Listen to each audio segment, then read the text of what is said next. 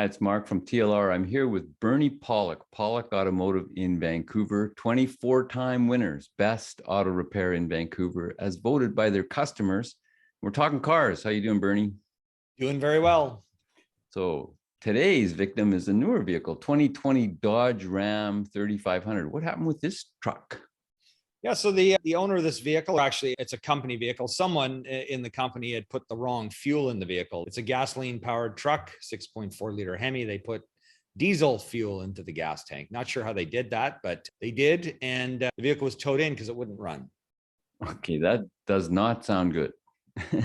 So what happened because of this? Well, it wouldn't run. And that's, yeah, it isn't a good thing to do. Putting wrong fuel in a vehicle is definitely not a good thing to do. So yeah, essentially the issue was it wouldn't run. How do you repair that? Well, first thing to do is to drain the fuel tank out or to remove the contaminated fuel. So there's a couple of ways we can do it. On this vehicle, it was a bit of a pain. But what our typical practice is, we activate the fuel pump in the gas tank and pump the fuel out, assuming it's a vehicle with a in-tank pump or a fuel injected vehicle, which is everything that's been built for the last 20 plus years. Basically pump the fuel out. This proved to be a bit of a pain on this vehicle because it has a fuel pump module that wouldn't allow us to just pump fuel straight out. So we had to hook up a remote pump the fuel out. It took a while, but we got all the fuel out. Then we basically get a couple of jerry cans, about 10 gallons of fuel, and pour that into the vehicle. So that dilutes down anything that might be left over in the fuel tank. It's not a big deal to have a tiny little bit of diesel left. So we do that, then flush out the fuel lines, and then we attempted to start the vehicle. So how did it go? Well, it barely coughed and ran. So we figured, okay, what's the next step? We pumped in the fresh fuel, pulled the spark plugs out, found that they were severely contaminated, coated with diesel fuel, which makes sense. Diesel's an oil. It's not meant to be combusted in a gasoline engine. So we basically replaced the spark plugs, which was actually quite an ordeal on this vehicle because this is one of those V8 engines that has 2 spark plugs per cylinder. So it ended up being a pretty pricey, time-consuming job to change all 16 spark plugs. So we did do that. And I'm going to show some pictures here, and you can keep asking me questions if you want. Okay, there's a spark plug. I'll show the truck in a minute. So there's our spark. And if you look closely, I mean, it looks very black. You would not see this on something that isn't contaminated. And to touch the spark plug, there was a definite oily film all over it. So that basically just would not allow the spark to jump from, if you look at my mouse pointer, this gap to that gap, that's basically where the spark jumps between that area, the ground and the center electrode. So replacing the plugs, the engine started up fine. This is an interesting thing. We noted on this truck, this is obviously not a factory sticker, but this company had put this sticker here, and in spite of that sticker, someone still put diesel fuel in. So I believe for these folks, this has happened before. This is the first time we service this company's vehicles, but I'm assuming they must have a mixed fleet of diesel and gasoline and had this issue occur before. So I don't know what could have prompted someone not to put the diesel in. I guess a sticker right over top of the fuel cap, but that's not really practical. There's the truck. Just a big rubber hammer. A big rubber hammer. And this is what happened after we started the vehicle. Oh, my goodness. Yeah. So this is the inside of our shop. So we had to push the truck in backwards because it's a heavy truck when it was dropped off by the tow truck. So we pushed the truck in backwards, and this is when we got it running. I thought I'd take a picture because it was kind of comical. And that's with, you've got the exhaust actually running outside because you don't run the exhaust inside. No, this is just quickly starting it up just to see how it works. So we'll run a car for a few seconds with the exhaust in the shop. Our shop's pretty ventilated and we can pop doors open, but in the summertime, of course, these doors are all wide open. But at this particular moment with this startup, we got to fill the shop up. It's not the worst. I started a diesel once that had such a huge soot problem that they filled the whole shop with black particles. Not this shop, my previous little shop. It was just absolutely hideous in like about 1 second. It was kind of crazy. Do we see the truck? No. Well, let's get back to it. And the truck. There we are. Yeah, we did see it actually. Yeah, we did. Yeah. just breezed past it.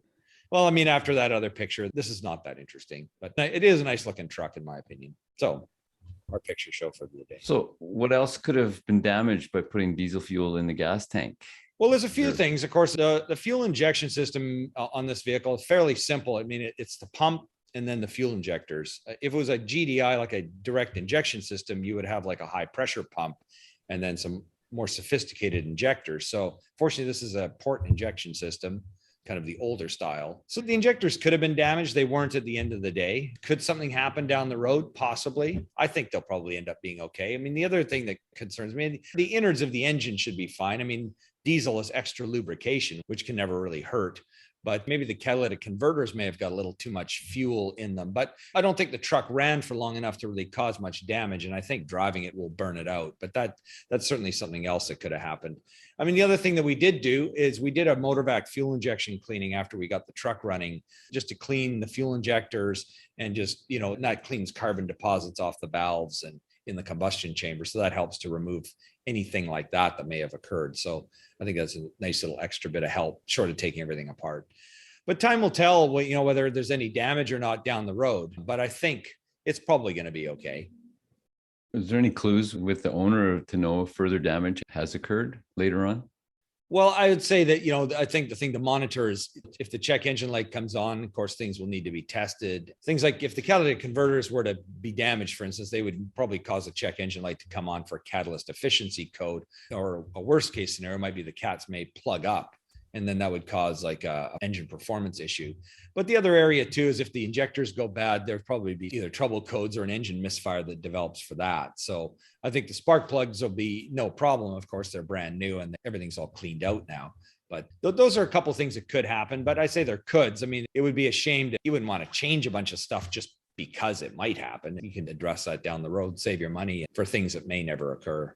Do you know how far the vehicle actually ran? Did it start after the diesel was put in and run for a bit?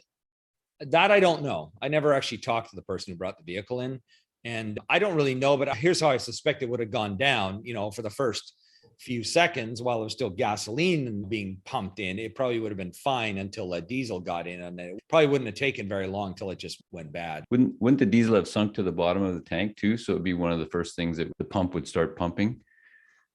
Really know, but it kind of makes sense. It probably would. It's a heavier fuel. So yeah, I think that makes sense. So it probably would have sunk to the bottom and that would have been the first thing that got sucked out. Yeah, that for sure. So yeah, but I think just for the first few seconds, there would have been at least some gasoline in there. Yeah, exactly. But it's amazing how sensitive fuel is to the way an engine runs. Quite a few years ago, we had this diesel truck come into our shop and someone had put gasoline, like a lot of it, in the gas tank. And we pulled it out and we thought, hey, this stuff looks clean. It actually smells like gasoline. And Nigel, my mechanic, and I said, hey, free gas. What a great thing. Don't ever put contaminated gas in your vehicle. We both learned a valuable lesson. He put some in his boat and he barely got away from the dock and his boat sputtered out and he managed to get back. I put in my Subaru Outback. It was like a fuel injected, 6-cylinder engine. Started up, drove it. All of a sudden, the engine was making these horrible knocking noises, and I thought, oh my god, I don't know if this engine's going to blow up. Like, it was horrific. So, and then it went to the gas station, filled it up full of fuel, and it managed to work its way out pretty quickly. But it just taught me a valuable lesson. Contaminated fuel really causes an issue. Pure fuel is really important. So this is the wrong fuel, gas into a diesel. How often do you see this issue? Well, it's the first time we've ever seen it because the diesel pump hand nozzle is actually larger than the gasoline. So it's almost impossible to put it in. So I did not quiz anyone as to how it happened. It may have happened that someone poured it in from a jerry can. And in which case, because that end spout is the same.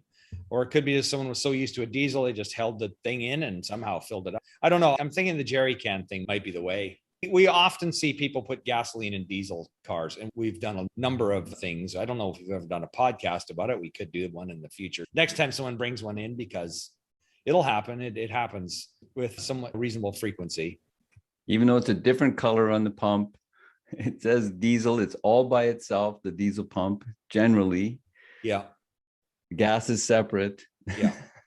People still mix it up. Yeah.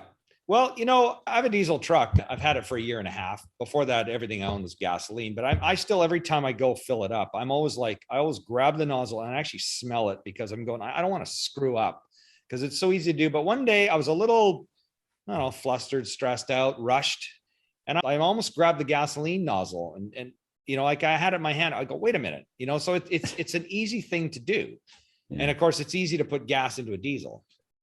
Because the nozzle is smaller. So it happens. Fortunately, all the diesels we've ever had, they've been at the gas station and go, oh crap, I did the wrong thing, and they tow it in right away, which is the best thing you can do. Or people have driven it a tiny little bit and it runs crappy for a second, and then it's like, we bring it in. And to make a long story short, I mean, no one's ever damaged anything beyond having the fuel system cleaned out, but that's subject for another podcast. And I guess those are your closing thoughts. My closing thoughts. Yes, they are. Just, well, like you said, make sure you really check it. Like you said, the nozzles are different, but it's easy to make a mistake. So, and if you're pouring from a jerry can, be really certain of the kind of fuel you're pouring in. Smell it, look at the quality of it. If you've put the wrong fuel in your vehicle, get it towed to Pawlik Automotive. We can help. You can reach them at their website, pawlikautomotive.com, to book in, or in this case, it might be more of an emergency. So you want to call them 604-327-7112 to book your appointment. They're busy, but they'll try and fit you in, get it repaired. This is serious. Things go boom when they have the wrong fuel in them, and it's really expensive. You don't want that. pawlikautomotive.com. Check it out. We have hundreds and hundreds, close to 1,000 videos of all makes and models and types of repairs. The YouTube channel is Pawlik Auto Repair. Same thing there. We've been doing this for over 10 years now. And I thank you for watching and listening. Thanks, Bernie. Thank you, Mark. Thanks for watching.